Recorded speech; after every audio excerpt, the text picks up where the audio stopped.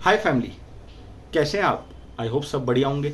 Sir, आज की video में अपन दो तीन चार चीज़ों की चर्चा करेंगे। पहली चर्चा जो करेंगे विंडफॉल टैक्स के ऊपर करेंगे। दूसरी चर्चा जो करेंगे रिलायंस ओएनजीसी ऑयल इंडिया पे क्या इंपैक्ट होगा। तीसरी चर्चा जो करेंगे जुलाई मंथ में निफ्टी बैंक निफ्टी क्या आ सकता है। चौथा चर्चा जो करेंगे मार्केट नेक्स्ट वीक हाइड करेगा। हो सकता है मैं मिक्स करके चलूँ, कभी ये कभी ये कभी ये। तो मेरे लिंकिंग के हिसाब से मैं तुम्हें पढ़ाते चलूँगा या बताते चलूँगा, बेसिकली वो समझो आप।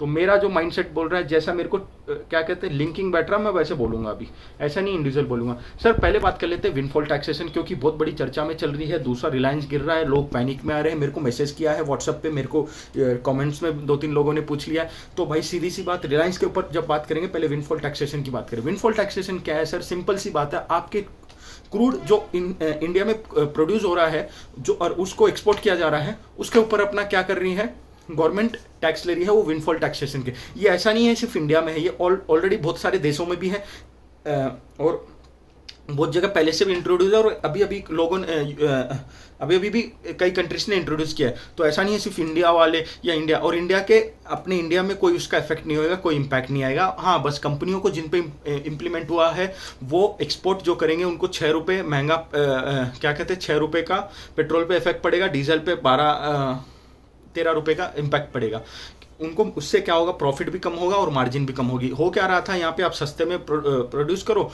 महंगे में बेचो, इंटरनेशनल प्राइस अब जो गवर्नमेंट को है वो डाइजेस्ट नहीं हुआ, इस कारण से उन्होंने इंप्लीमेंट कर दिया। अब बात कर लेते हैं सर, इससे क्या हुआ सर, इससे किस किस को इम्पैक्ट हुआ। ओएनजीसी को हुआ, आप देख सकते हो 13-15% गिरा है। ऑयल इंडिया को हुआ, रिलायंस को हुआ। रिलायंस का एक ही रीजन नहीं है, रिलायंस के बहुत सारे रीजन है सर। रिलायंस का पहला रीजन है, देखो एक तो ये विंडफॉल का लगा लो। दूसरा रीजन जो है ना, मेन जो रीजन है रिलायंस का, देखो अभी जो है पैनिक आया हुआ है। पैनिक क्या आया हुआ है सर?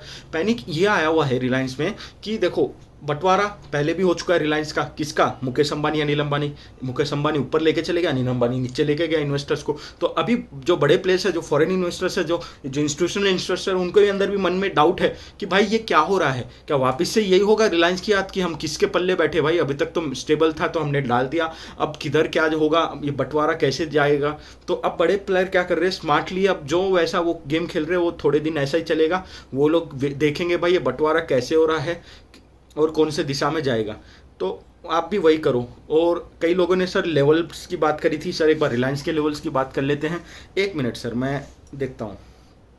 राइट, 2360 रिलायंस का 2360 के नीचे अगर जाता है तो हो सकता है 2300 2170 तक भी जा सकता है। यस, मतलब उतना नीचे आ सकता है। तो क्या सर इसका मतलब निफ्टी गिरेगी? नहीं नहीं नहीं, अभी क्या है, रिलायंस को सेलिंग को यूज़ नहीं करेंगे। रिलायंस को सेलिंग को यूज़ करेंगे मेरे भाई, पर अभी नहीं करेंगे। अभी क्या करेंगे पता है? 2360 को मेंटेन करेंगे लेवल को, और उसके ऊपर ही मेंटेन करेंगे, टाइम पास कराएंगे। रीज़न क्या है, अभी एक बार निफ्टी जो है आपकी 16,250 जा सकती है। बैंक निफ्टी ये महीना मैंने बोला था मंथली एनालिसिस करेंगे, और बैंक निफ्टी जो है 35,300 तक जा सकती है। तो उस कारण से क्या होगा, अभी रिलायंस को ठोकेंगे नहीं, रिलायंस को यूज़ करेंगे। क्योंकि देखो बॉस, हर चीज़ की पिटाई हो चुकी है रिलायंस को छोड़ के। और मैं बहुत दिन से भी कह रहा था रिलायंस को तो ठोकना एक बार ज़रूरी है, एक बार पिटना ज़रूरी है। लोग कह रहे थे नहीं पिटेगा, पिटेगा बॉस। हर चीज़ की पिटाई होती है यहाँ पे। कोई भी तोप भी आन दो, सब होगा। तो अब क्या करते हैं सर, रिलायंस का तो आपको मैंने नीचे के लेवल्स दे दिए, और जो बड़े प्लेयर्स हैं, जो मतलब बड़े का जो इन्वेस्टर्स है भाई, उनके लिए 2175 का स्टॉप लॉस है। ठीक है ना? अगर आप नीचे के लेवल से बाई करके तो 2175 पे निकल जाना या होल्ड कर लो। देखेंगे आगे क्या आता है क्या नहीं आता। ये जो बंटवारा हो रहा है, ये बंटवारे पे क्या गेम होगा, कितना क्या होगा, किसको क्या जाएगा, आगे फ्यूचर क्या है, उसके ऊपर एक अलग से वीडियो बात करेंगे जब एक बार पूरा हो जाए। तब तक अपन कुछ डिसीजन नहीं लेते हैं। अब जैसे बड़े प्लेयर चल रहे हैं वैसे अपन रिलायंस के साथ चलते रहेंगे। तो रिलायंस पे एक बड़ा व्यू नहीं लगाना है यार। तुम सोच रहे होंगे कि नहीं अभी डिक्लाइन हो गया, पैनिक हो गया, मैं बाई करूंगा। नहीं करना मेरे भाई ऐसे लेवल पे, ऐसे टाइम पे जब अनक्लियर रही ना चीज़, अपन भी अनक्लियर रहना। जब क्लियर होंगी तब अपन क्लियर होना चार्ट को लेके। तो हो गए रिलायंस की। और मैंने मंथली एनालिसिस में क्या बोला आपको कि एक बार जा सकता है 35,300 तक, क्या आपका बैंक निफ्टी, और निफ्टी 16,200-250 तक। ये हो गया अपना मंथली एनालिसिस की, ये महीने में जा सकता है। अब बात करते हैं, आप लोग भी इसके लिए बैठे हो, मैं भी इसके लिए बैठा हूँ, ये हफ्ते क्या हो सकता है। जैसे कि आप देख रहे होगे कि हर बार हर हफ्ता जो रेंज देता हूँ वही रेंज में अपनी निफ्टी बैंक निफ्टी एक्सपायर होता है। तो पिछली बार भी वही हुआ, और अब की बात जो है ये बार की, पहले रेंज ले लो। आपके लिए रेंज क्या हो जाती है, फिर लेवल्स की बात करेंगे। रेंज जो इंपॉर्टेंट हमारे लिए हो जाती है वो है 15,500 से लेकर 16,250 की। ये क्या कहते हैं, एक्सपायरी रहेगी।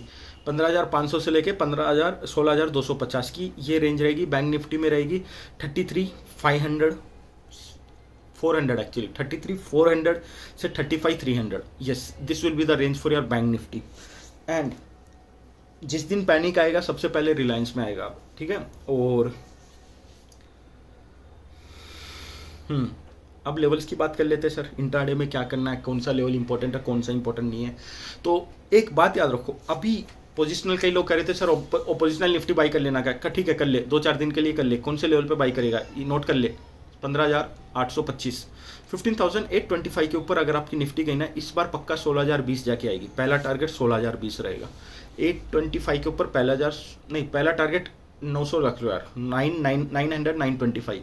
एक बार 925 निकाल दे तो 1620, और 1620 निकाल दे तो भाई श्योर शॉट 16,200 एक बार जाके आएगा, मतलब 175 200 210 वाला जोन।